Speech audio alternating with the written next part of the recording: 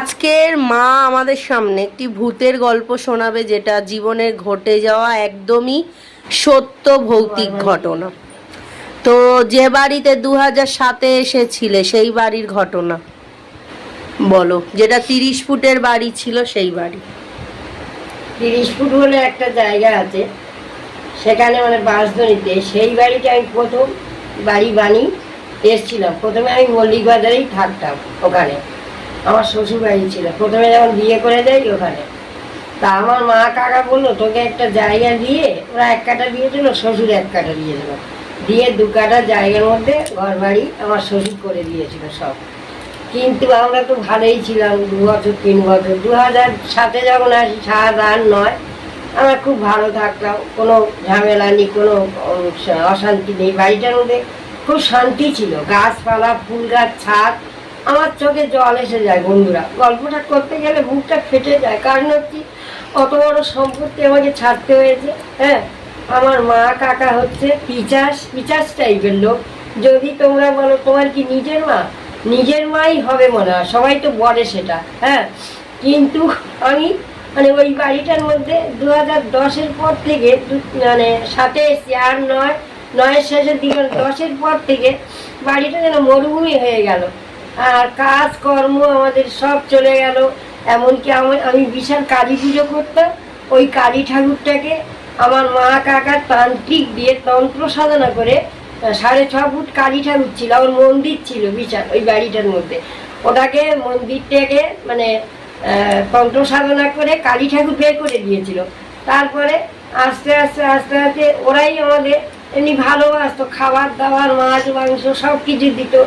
আর শ্বশুর থাকতো মল্লিক বাজারে বেনেপুর লেনে, ওখানে মানে আমাদের একটা ভাড়া বাড়ি ছিল, ওখানে থাকতো, পিসিমণির বাড়িতে থাকতো ওরা। তারপরে আমরা যখন চলে আসি, আমার শ্বশুর এলো 2010-এ এলো, ছাদ ঢালাই করলো, সব কিছু করলো বাড়ি ওই 2-2.5 কাঠা জায়গার মধ্যে। হ্যাঁ, তা আমরা ভালোই ছিলাম, খাওয়া দাওয়া এলাই কারবার। কি ঘটনা ঘটেছিল? সবকিছু ছিল, জিনিসপত্র সব ছিল। সেটা ঘটনাটা হচ্ছে কি মর্মান্তিক, দুঃখের, বিশেষ দুঃখের ঘটনা বন্ধুরা, তোমাদের চোখে জল আসবে। কারণ হচ্ছে কি আমার এই বাচ্চা শর্মিষ্ঠা, ও খুব ছোট ছিল, স্কুলে পড়তো, 7 অবধি ওখানে পড়েছে মল্লিক বাজারে। যখন 8-এ উঠলো, এখান থেকে আমরা নিয়ে যেতাম ওখানে। তারপরে পড়াশোনা করলো, ক্লাস 9-এ এখানে পড়াশোনা করলো। কিন্তু আস্তে আস্তে আমার মা কাকা আসা যাওয়া করলো, সব কিছু করলো। ওরা কি করলো, মানে ভূতকে তো শরীরে ঢুকিয়ে দিল খাবারের সঙ্গে।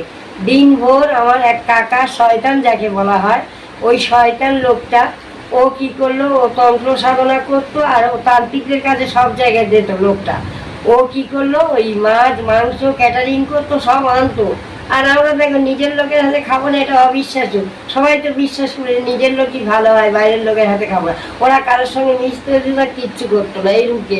তখন কি করলো, ওই মাছ মাংসের সঙ্গে এই শ্মশানের মানে ছাই বা তন্ত্র সাধনা করে চাউমিনের সঙ্গে এই আমার মেয়েকে খাইয়ে দিয়ে। কিন্তু প্রথম 2011 থেকে যেটা সরোজ বলে যে লোকটা ক্ষতি করেছিল, তার সম্বন্ধে আমাদের দেশে থাকে কালীবেড়ে বলে একটা জায়গা। ও তো প্রথম কি করেছিল সেটা প্রথমে আজে বাজে মানে উল্টো পাল্টা বলে কি, এই হাটটা তুই কানে ছ। আমার মা ভবানীপুরে তখন থাকতো, ওরা আমাকে ডেকেছিল, খাওয়া দাওয়ার নিমন্ত্রণ করলো। আমি কেন বলে, দেখ না তোদের বাড়ি গিয়ে ধুমধারা কাজ করবে করবে, আবার কি। আমি তো ওইসব বিশ্বাস তখন করতাম না।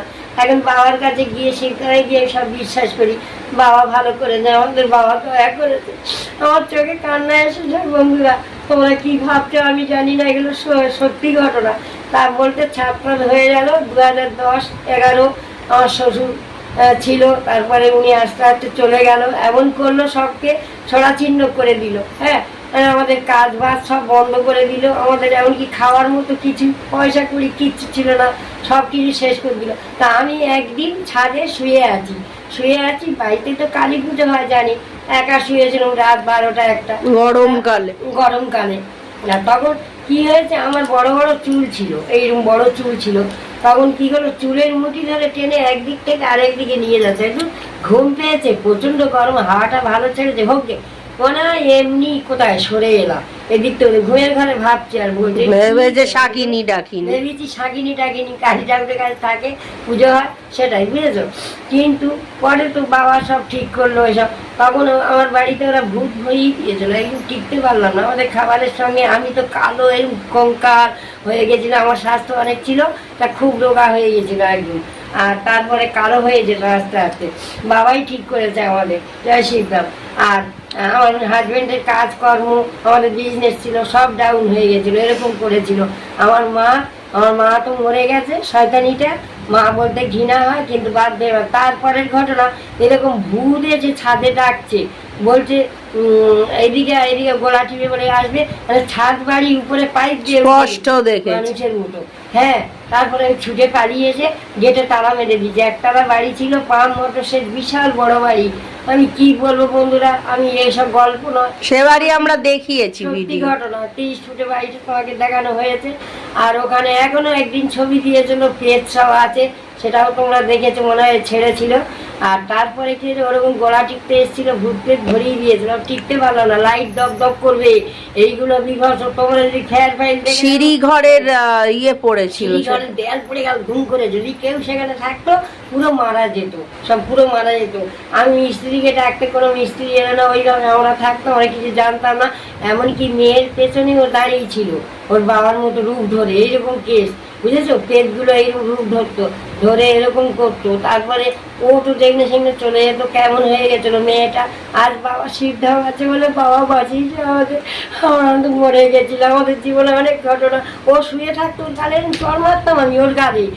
আমি কি হলো, ওর গায়ে রক্তর দাগের দাগে কি হলো, কি হলো। একদিন দোকানে চলে গেছি সকালবেলা, আমি ভাবলাম মানে ওর বাবা কি মেরেছে, না না, ওর বাবা মারেনি। আমি এসে জিজ্ঞেস করলাম, ওর গায়ে রক্তের দাগ। ওরাই ছটফট করে বেরোবার জন্য। আমার একটা কাকু ছিল, তার ছেলে সেই সময় এসে কি বেঁধে দিয়ে গেল শরীরে, তা আমরা অনেক জায়গায় আমরা দেখিয়েছি বাচ্চাটাকে। এমনকি আমার গায়ে যত জিনিসপত্র গয়নাঘাটি ছিল, 50 ভরি, মানে বিশাল কি বলবো বন্ধুরা, তোমরা বিশ্বাস করে যাই না, সব মানে বাঁধা বন্দুক দিয়ে আমার গয়নাঘাটি সব চলে গেছে। এমনকি এই বন্ধন মনপুর সব জায়গায় গয়নাঘাটি একদম মানে বেরিয়ে গেছে, সুদ দিতে পারলো না, খেতে পারি না, সুদ কোথা থেকে দেবো তখনকার ঘটনা। তাই এইরকম করে ওর একটার পর একটা ওরা আবার তান্ত্রিক ফান্ত্রিক ডেকে এনে ওর শরীরে সব এটা ওটা ঢুকিয়েছিল, এ করে দিল। খাবারের সঙ্গে চাউমিনের সঙ্গে আমার কাকা শয়তান অমূল্য দাস, তার নামটা আমি এখানে প্রচার করছি, যদি ফেসবুকে যায়, আমার বাড়ি ডায়মন্ডহাটে কুলবি, বাপের বাড়ি ভাইরা আছে, তা সেটা দেখতে পাবে যে আমি কেন এত গরিব হয়ে যে আমার কিচ্ছু নেই, শুধু এই মাথার উড়ে অ্যাডভেস্টারের ঘর। এখন তারপরে আমি বাংলা বাড়ি বলে একটা জায়গায় এসেছিলাম, ওখানে ওইরকম পেট রেখে দিয়েছিল, দিন দুপুরে যেত আসতে, কোথাও লাস্টে না টিকতে পেরে, আর ঘরের ভেতর লাইট দপ দপ দপ দপ করতো, মোটর সব কিছু খারাপ হয়ে যেত। আমার তো মাথা কেমন হয়ে গেছিল বুঝতে পারছি না, কারণ পাগলের মতো। তারপরে 2021-এ বাবার খবর পেয়েছিলাম আমরা, খবর পাওয়ার পরে আমরা উনির কাছে গেলাম, বাবা শিবধামে যাওয়ার পরে আমার বাচ্চা ভালো হলো, যে ওর শরীরে 12খানা ভূত লেগেছে। ওর দাদু অমল 8 লক্ষ টাকা খরচ করে, বন্ধুরা তোমরা বুঝতে পারবে আমার জীবনে কিচ্ছু নেই ঘটনা।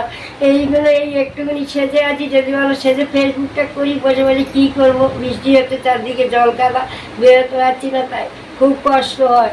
এরকম ঘটনা আরো ভয়ানক ঘটনা আছে, আমি শোনাবো। এইরকম আরো ঘটনা আছে জীবনে। এইরকম চুল খুলে চুলের মুঠি ধরে টানাটানি এ করে ওই পেতেই করতো। আমরা স্বামী স্ত্রীর মধ্যে খুব ভালো মিল ছিল একটা। আর সেই সব জিনিস মানে বাড়িতে ঝুট ঝামেলা অশান্তি, মানে 10-11 পর থেকে পুরো মানে আমি ড্যামেজ হয়ে গেলাম। আর যখন একদিন ওই 30 ফুটের গেটে একজন মানে ভিখারি বলা চলবে না, মানে কোনো তান্ত্রিক কিছু করে সাজিয়ে কোনো মহিলাকে কালো কাপড় পরে এসেছিল, মানে তোরা তো 13ই, সেটা 2013, তোরা শেষ হয়ে যাবি, ধ্বংস হয়ে যাবি, তোরা থাকবি না। আমি কী বলে এসব, আমি ভিক্ষে দিতে যাই, ভিক্ষে নিতে আসিনি, ভিক্ষে নিতে আসিনি বলতে এসে কী বলে। আমি যখন হাস্যকর, আমি এসব বিশ্বাস করতাম না তখন। এখন বাবা ধামে কি সব বিশ্বাস করি। এসে এরম করে বললো, আর আমি ভিক্ষে দিতে যাচ্ছি, ও নিল না, নিয়ে বলে গেল। তারপরে আস্তে আস্তে আস্তে আস্তে মানে কেমন হয়ে গেল সে বিশাল বিমর্ষ ঘটনা। আমার জিনিসপত্র খারাপ, এমনকি লাড্ডু মাছ রান্নাঘরে রাখতাম, বাড়িটা দেখানো হয়েছে তোমাদের, বাড়িটা পড়ে আছে, কেউ বিক্রি করতে পারছে না এখন। কেন, আর সেইগুলো খেয়ে নিত। আমি বললাম বাবা মাছ রেখেছে 4 পিস, মাংস রেখেছে 2 পিস, কে খেলো, লাড্ডু রেখেছে ওখান থেকে 2-3টে লাড্ডু চো, তাই কী হলো? তাহলে বিড়াল, কিন্তু বিড়াল ঢুকতো না ওখানে, বিড়াল যত কুকুর আনতাম সব কুকুরগুলো মারা যেত, নোংরা করে দিত মন্দির ফন্দির, এই অবস্থা। বন্ধুরা আর কটা গল্প করবো আমি, বলো? তো এখানেই শেষ করছি, হ্যাঁ। আবার নতুন একটা ভৌতিক ঘটনা আসবে খুব তাড়াতাড়ি। টাটা।